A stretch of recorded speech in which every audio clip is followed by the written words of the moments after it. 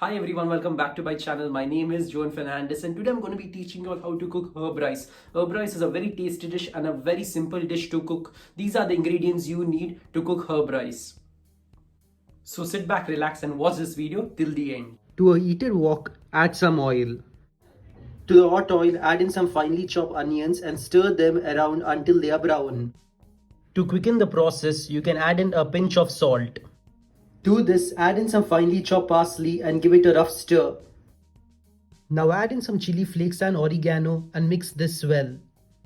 Now add in some cooked rice. At this point, you can keep the flame on high and stir this well. Now add in some salt. Now add some pepper as per your liking.